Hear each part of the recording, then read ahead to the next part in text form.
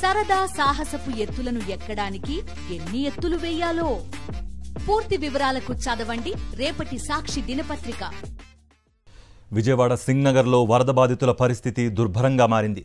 ఒక్క water bottle కోసం 3 కిలోమీటర్లు వరద నీటిలో ప్రయాణం చేయాల్సి వస్తోంది. బాధితులను ఆదుకోవాల్సిన ప్రభుత్వం చేతులెత్తేయడంతో ప్రైవేటు బోటు ఆపరేటర్లు దందా మొదలుపెట్టారు.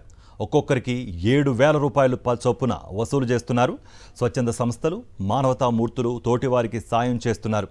కానీ ఓట్లు అడుక్కున్న నేతలు కంటికి కనిపించడం లేదని మండిపడుతున్నారు వరద బాధితులు.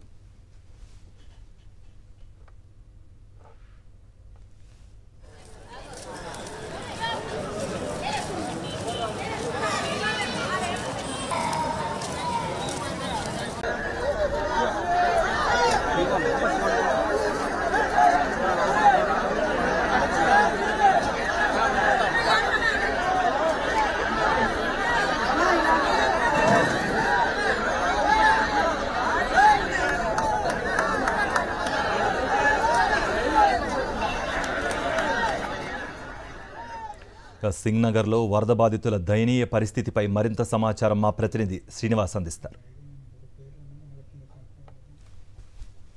సింగ్నగర్ బ్రిడ్జి వద్ద ఉన్నాం.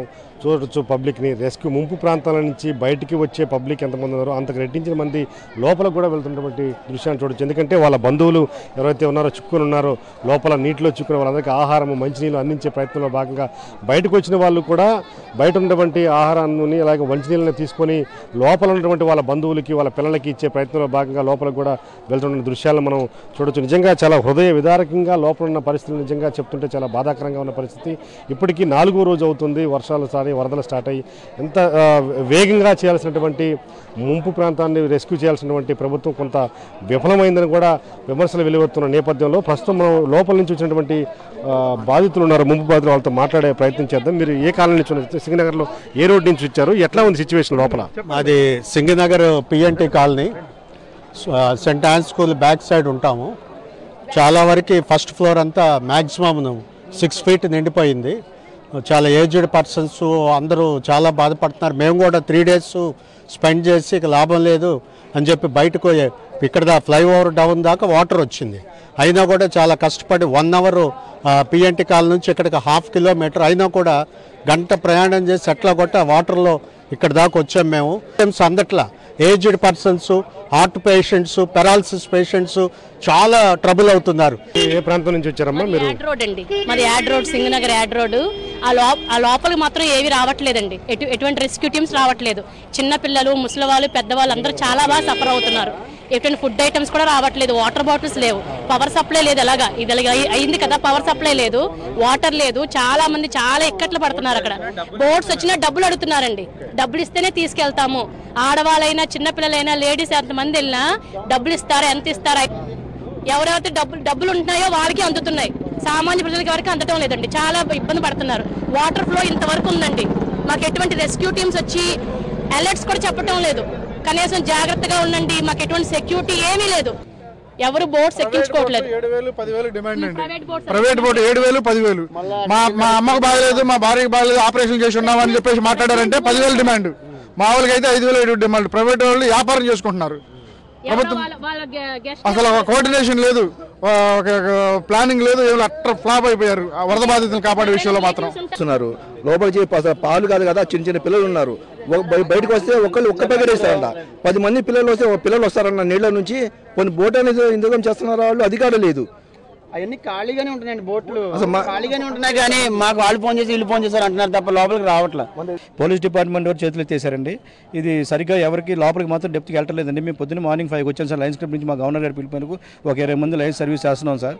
ఎంత సర్వీస్ చేసినా మేము చేసేది అది చిన్న సేవే, కానీ గవర్నమెంట్ వారు గట్టిగా చేస్తేనే అందరికీ అందుతుంది సార్. వయోవృద్ధులు లోపల అల్లాడిపోతున్నారు సార్. వయోవృద్ధులు, చిన్నపిల్లలు, ప్రెగ్నెంట్ లేడీస్, హార్ట్ పేషెంట్స్ లోపలికి మాత్రం వెళ్ళట్లేదు సార్. వెహికల్స్, పడవలు మాత్రం మాకు సార్ చెప్పాలి వెళ్ళాలంటున్నారు సార్. అందరూ జనాలు ఆకలితో అల్లాడుతున్నారండి. ఈ రోజు నేను బయటకు వచ్చానండి, వాళ్ళకి ఏమైనా తీసుకెళ్దామని చెప్పి అట్టుకొని వచ్చానండి. ఇది ఒకటి దొరికింది, అందరూ తీసుకున్న వాళ్ళే తీసుకున్నారు. ఆ నీళ్ళలోనే వచ్చానండి, నడుచుకునే వచ్చా. నీళ్ళలోనే పడిపోయాను, అందులో వాళ్ళు పట్టుకున్నారండి నన్ను, లేకపోతే నేను కొట్టుకుని వెళ్ళిపోయేదాన్ని. అలాగొచ్చానండి, ప్రాణాలు అరచేతులు పెట్టుకుని వచ్చాం. మరి మాకైతే ఏమీ దొరకట్లేదు. 2 రోజులు ఇవాళకి చిన్నతో ఉన్న వాళ్ళు కూడా ఉన్నారండి మా ఏరియాలో, వాళ్ళ కోసం చెప్పొచ్చా. ఇగో ఈ ఒక్కటి తప్ప ఇంకేమీ దొరకలేదు మాకు. అదే పరిస్థితి ముంపు ప్రాంతం అయినటువంటి సింగునగర్లో ఉన్నటువంటి దుర్భరమైన పరిస్థితి. ఎంతవరకు రెస్క్యూ చేస్తున్నారు అని చెప్తున్నప్పటికీ ప్రభుత్వం నుంచి అక్కడ బోట్లకు సంబంధించి మాత్రం చాలా డబ్బులు డిమాండ్ చేస్తున్నారని చెప్పేసి చెప్తున్నటువంటి పరిస్థితి ఉంది. కాబట్టి ఏదేమైనా ప్రభుత్వం మరింతగా వేగవంతం చేయాల్సిన అవసరం ఉంది. ప్రధానంగా చిన్న ప్రధాన రోడ్లనే కాకుండా ముంపు ప్రాంతంలో ఉన్నటువంటి చిన్న గల్లీల్లో కూడా ఆహారము వాటర్ని పంపించే ప్రయత్నం కనుక చేసినట్లయితే కనుక నిజంగా ఎంతో కొంత మేలు జరిగినట్టు అవుతుంది. అలాగే రెస్క్యూని కూడా బోట్లు సంఖ్యను పెంచి మరింతగా వేగంగా రెస్క్యూ చేయాల్సినటువంటి అవసరం ఉందని కూడా బాధితులు వేడుకుంటున్నారు. వీడియో జర్నలిస్ట్ కరీంతో శ్రీనివాస్, సాక్షి టీవీ, సింగనగర్. వరద ప్రభావంతో విజయవాడ ప్రజలు అనేక అవస్థలు పడుతున్నారు. పాల ప్యాకెట్లు, మంచినీరు కోసం సైతం సుదూర ప్రాంతాలకు వెళ్లాల్సి వస్తోంది. బాధితులకు కనీసం నిత్యావసర సరుకులు అందించలేని పరిస్థితిలో ప్రభుత్వం ఉంది. మరింత సమాచారం మా ప్రతినిధి నరేష్ అందిస్తారు. సింగనగర్ చుట్టుపక్కల ప్రాంతాలలో వరద ముంపు బాధితులు అనేక బాధలు పడుతున్నారు. దానికి నిదర్శనమే ఎంతో దూరం నుంచి ఈ విధంగా వాటర్ క్యాన్ పట్టుకొని అదేవిధంగా పాల ప్యాకెట్ చేతిలో పట్టుకుని వెళ్తున్న దృశ్యాలు మొత్తం ప్రభుత్వం తీవ్రస్థాయిలో, ఎందుకంటే ఎక్కడా కూడా ఇటువంటి సహాయక చర్యలు ప్రారంభించకపోవడం, నిత్యావసర సరుకులు కనీసం తాగడానికి నీరు, చిన్నపిల్లలకు పాలు కూడా అందించలేని స్థితిలో ప్రస్తుతం అయితే ప్రభుత్వ వైఫల్యాలు కనిపిస్తున్నాయి. అయితే వారి మాటలు విందాం. మీరు ఏ ప్రాంతం నుంచి వస్తారండి? మాది రామకృష్ణపురము. నీళ్ళు ఇక్కడ దొరక్క పెజ్జోన్పేట నుండి తెచ్చుకుంటాను. బండి ఏమో అక్కడ ఆపేస్తున్నారు అయోజనారు కానీ. ఇప్పుడు మోసుకొని వస్తాను. 60 సంవత్సరాలు నాది. ఈ బరువు 20 టిన్నులు మోసుకొని వస్తాను. అధికారులు ఎవరు కూడా మీకు ఎటువంటి సాయం చేయలేదా? వదలమనే వదలలే. బరువు మోయలేక వస్తాను. సుమారు ఎంత దూరం ఉంటుంది మీరు ఇప్పుడు మీరున్న ప్రదేశం నుంచి మీరు వెళ్ళిన వాటర్ తీసుకొని ప్రదేశం? 2 కిలోమీటర్లు 3 కిలోమీటర్లు. సుమారు 3 కిలోమీటర్లు మీరు వాటర్ కోసమే వెళ్తుంటారు. మొత్తం మీ ఇంట్లో ఎంతమంది ఉంటారు? ఎంతమందికి మీరు వాటర్ తీసుకెళ్తున్నారు? మొత్తం 11 మంది ఉన్నాం. 11 మందికి మంచి నీళ్ళు లేవు. వీళ్ళు ఇస్తారు చిన్న బాటిల్ ఇస్తారు 3-4. అవి సార్గా అక్కడి నుంచి తెస్తుంది, అక్కడ బండి ఆపారు. ఎన్ని రోజుల నుంచి ఇదే పరిస్థితుల్లో మీరు ఉన్నారు? 3 రోజుల నుంచి. 3 రోజులు ఇదే పరిస్థితి. మరి ఇప్పుడు వాటర్ కోసం అయితే 3 కిలోమీటర్లు వెళ్తున్నారు. మరి పూర్తిగా ఫుడ్ కానీ అవన్నీ ఏం చేస్తున్నారు? ఏదో వాళ్ళు ఇచ్చిన పులిహార ప్యాకెట్లు అవే తింటాను. ఇంకేం లేదు. మేము ఉన్ని తినడం లేకపోతే పడుకోవడం. ఒక్క ఇంట్లోనే ఉన్నాం అందరం.